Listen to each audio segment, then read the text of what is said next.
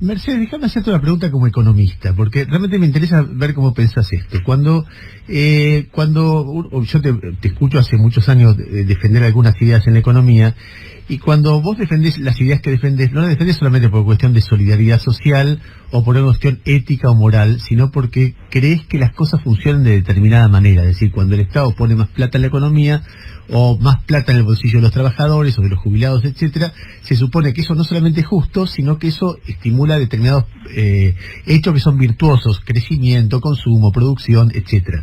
Y al revés, cuando lo retira, lo que hace es no solamente hacer algo que de repente moralmente puede estar bien o mal, ponerle que esté mal, sino que además genera comportamientos que son perjudiciales, como recesión, desocupación, etcétera.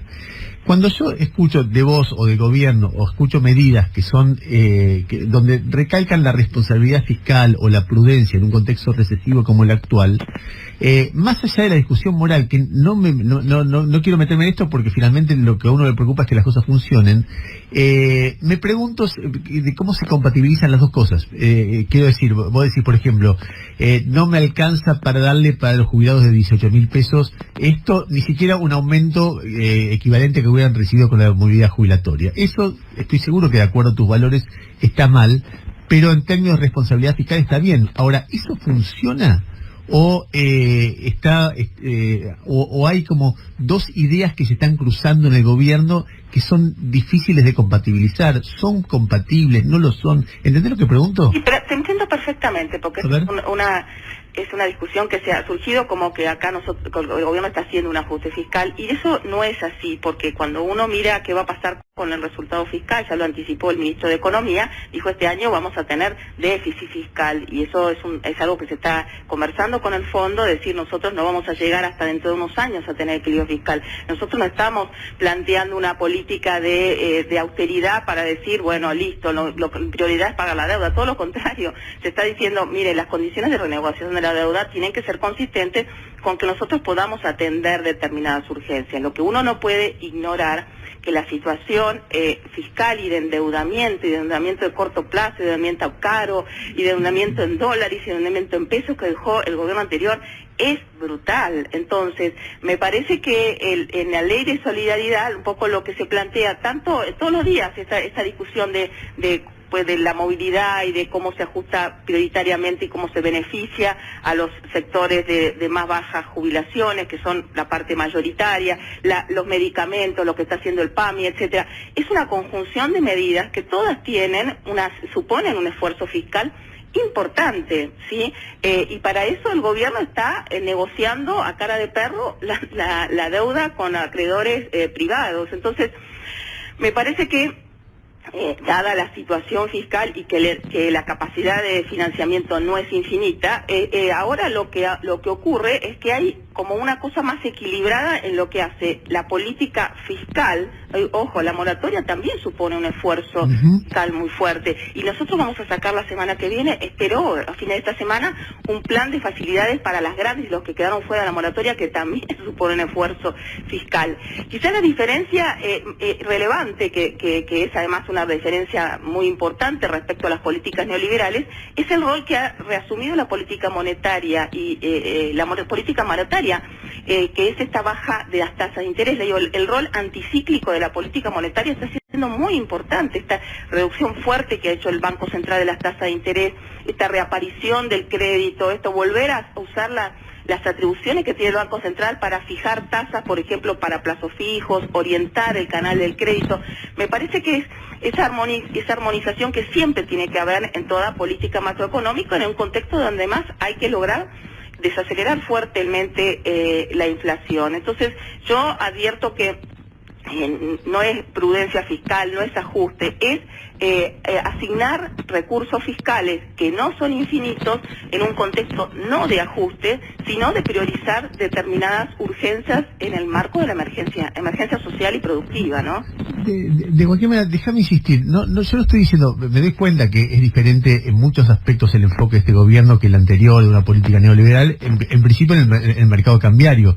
Ahí se ve muy claramente la intervención y en muchas de las medidas que están tomando. No estoy diciendo eso, lo que estoy diciendo es que por momentos percibo como dos ideas, y que esas ideas se me mezclan. Entonces digo, bueno, ¿cómo es? Porque cuando vos lo pones, por ejemplo, en reforma jubilatoria, insisto, no lo estoy criticando moralmente, estoy pensando en términos de cómo funciona. Y vos decís, está sufriendo un jubilado de 18.000 pesos, es muy difícil no ver en eso o en esto que vos decías hace un ratito, no me alcanza para darle este beneficio a los de 18.000, porque es un esfuerzo fiscal enorme. Es obvio que ahí hay un criterio fiscal muy fuerte, es decir, después hay otras cosas en las que no.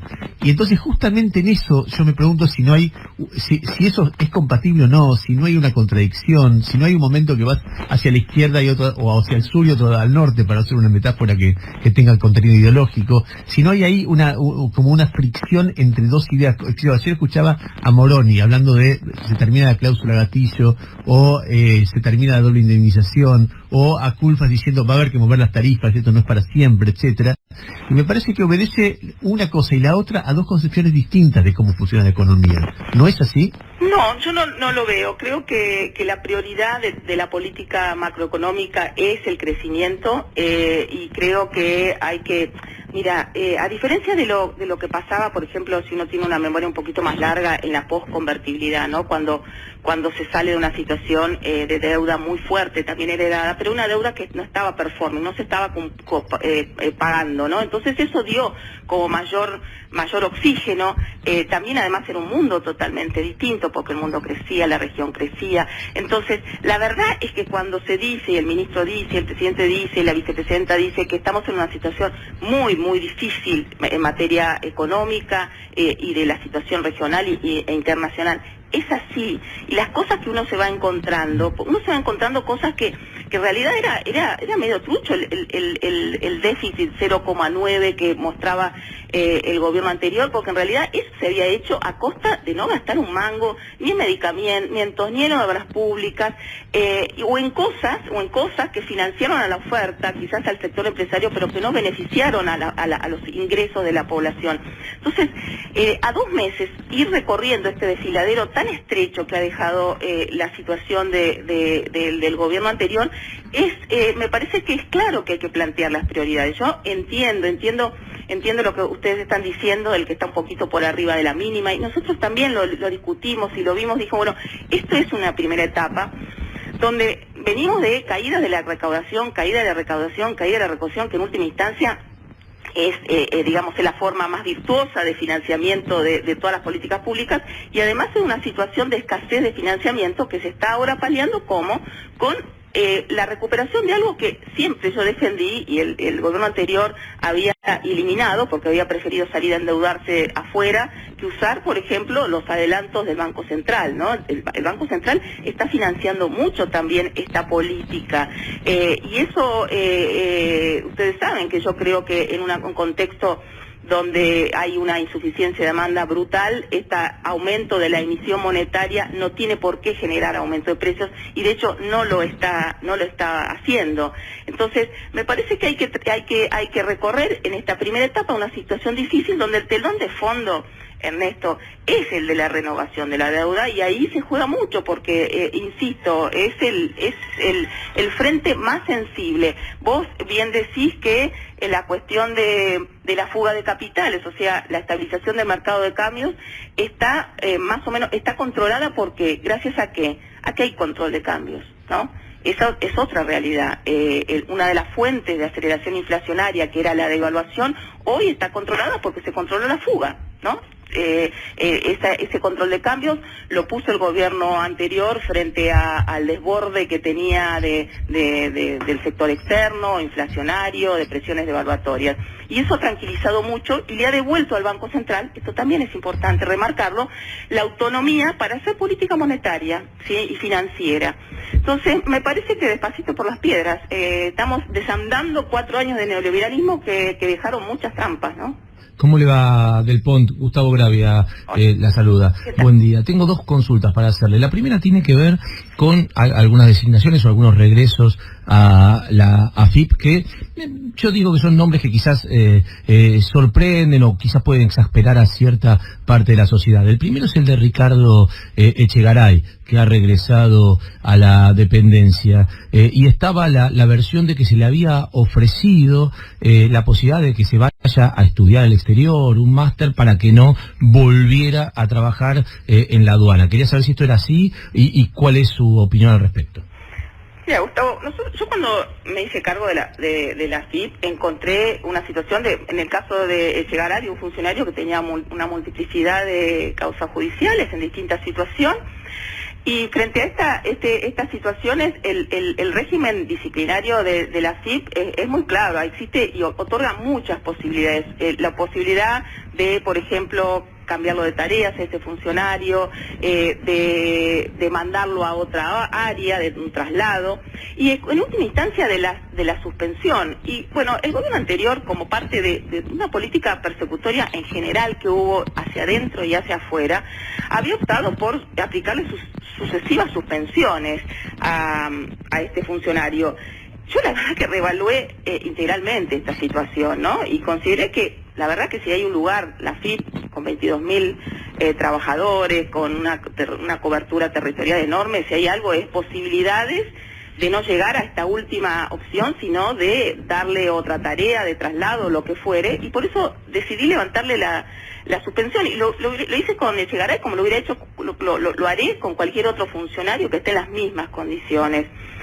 A ver, esto, yo estoy siendo coherente con nuestra convicción de que, no sé, que todos somos inocentes hasta que tengamos una condena firme, así que en consecuencia actué. Bien, y en el caso de la designación de Daniel Reposo, que es también un nombre que tuvo, bueno, que tuvo cierta resonancia pública no muy positiva cuando tuvo aquel curiosísimo error de tipeo en su currículum vitae cuando quiso postularse a procurador, y que finalmente termina ingresando ahora como subdirector de la Dirección General de Recursos. Bueno, Reposo es una persona que está trabajando en la Dirección de Seguridad Social con el contador Castañeto, que además que tiene una enorme experiencia en el tema de seguridad social y que está haciendo una excelente gestión en el área de seguridad social. Así que yo la verdad que no me prendo con esos cuestionamientos. Hay tanto para hacer que no alcanzan las horas del día para gestionar y para encarar y abordar todos estos desafíos de los que veníamos charlando en toda esta conversación. Bien, le hago la última pregunta, por lo menos de mi parte.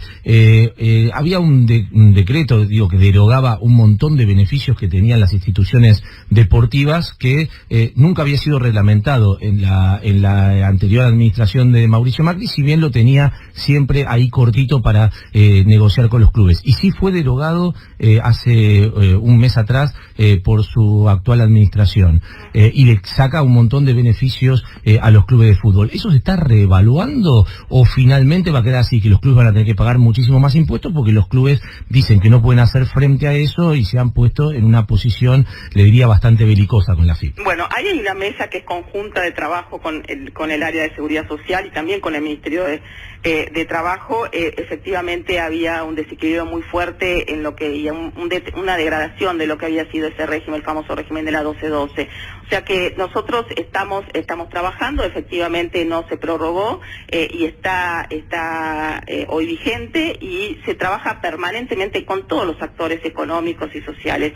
También es buena por el lado de los clubes el tema de que entraron a la moratoria las entidades sin fines de lucro, y esta es una problemática que involucra pero muy muy fuertemente a los grandes, pero también a los clubes de barrio, que era una demanda permanente de la situación de deuda que tenían con la AFIP, que no podían... No, yo eso lo entiendo, Marco. Lo que le preguntaba era si usted no cree que los clubes tienen una situación de privilegio con el 12-12 y que está bien haberlo derogado, dado que hay muchísimos clubes que generan un montón de dinero por venta de jugadores, por un montón de cuestiones que hacen a una cuestión absolutamente profesional y tienen un tratamiento distinto. Absolutamente, coincido. De hecho, de lo que se trataba de incorporar a esa masa para la cual se recaudaba una serie de ingresos que estaban vinculados, yo no soy muy canchera en esto, para la Superliga, publicidad, venta de jugadores, etcétera, que no estaban en el cálculo anterior. Con lo cual, si a usted le preguntan, usted diría, nosotros seguimos por esta senda, no habría que volver al camino anterior. Estamos siguiendo por esta senda. Eso es una decisión política que claramente asumió el presidente de la Nación, y después veremos cómo en las situaciones más vulnerables, en las situaciones más débiles, en las situaciones más conflictivas, cómo se encara. Pero eso fue una decisión política, ¿sí? Marcó del Pont, últimas dos preguntas de mi parte también. ¿Le preocupa, no sé si se está registrando o no, pero fue uno de los grandes temas del verano entre los empresarios, la idea de darse de alta como residentes tributarios en Uruguay y en Paraguay? No sé si se han registrado bajas en la AFIP de mucha gente por consecuencia de esas altas en otros países, y en todo caso, más allá de si eso ocurrió o no, si le preocupa que las grandes fortunas se radiquen para pagar menos impuestos en Uruguay o Paraguay. Claro que me preocupa. Nosotros estamos haciendo un trabajo de fiscalización muy fuerte. Efectivamente, lo que advertimos es que el año pasado aumentó enormemente la cantidad de personas que hicieron cambio de domicilio, y los estamos evaluando porque, bueno, hay una cantidad de parámetros, indicadores que nosotros tomamos para ver si eso tiene un objetivo genuino o realmente uno de... ¿Y cuánta gente? ¿Tienen un número? Sí, el año pasado creo que fueron 17. ¿17 personas? Sí, 17 personas. A ver, veníamos de un ritmo más o menos anual de 2 o 3 personas, y por eso fue el salto. Wow. Sí. Y la última pregunta de mi parte, Mercedes, es si la AFIP va a sostener el reclamo por la causa de Cristóbal López en materia de impuestos, por esos 8.000 millones de pesos, porque ahí la que denuncia es la AFIP, la que sostiene ese reclamo, si no me equivoco. La AFIP está siguiendo con todos los procesos judiciales que vienen de atrás, absolutamente todos. Mercedes, por último, vuelvo a preguntarte como economista, no como titular de la AFIP. Imagina un escenario optimista y un escenario pesimista para lo que queda del año. Yo soy optimista, que me cuesta el pesimismo. Yo creo que soy optimista en el sentido que creo que todas estas medidas retributivas van a tener impacto.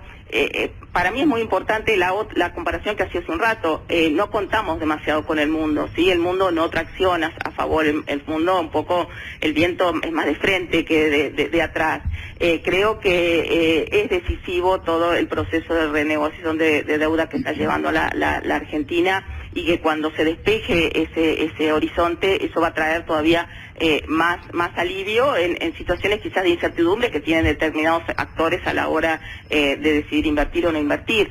Pero la verdad que yo creo que gran parte de las medidas que se surgieron de la ley de solidaridad van a ir madurando en el tiempo. Qué sé yo, ahora a nosotros nos toca bienes personales, aumentamos la alícuota, vamos a fiscalizar, si hay algo que a mí me sorprende de mirar para atrás, es bueno, el gobierno anterior hizo una exteriorización, hizo un blanqueo, por ejemplo, se explotó esa base de datos para realmente hacer una política tributaria más progresiva, que tribute más, lo de mayor capacidad contributiva. No, para nada, no se utilizó. Entonces, esa es una base de información que para mí me sirve muchísimo a la política tributaria y de recaudación para hacer algo realmente más progresivo. Bienes personales, si se repatrian, hay posibilidad de que eso vaya a financiamiento, a fines reproductivos. Quiero decir, hay una serie de medidas que insisto, están desandando 4 años de política de liberalización, de tima financiera que va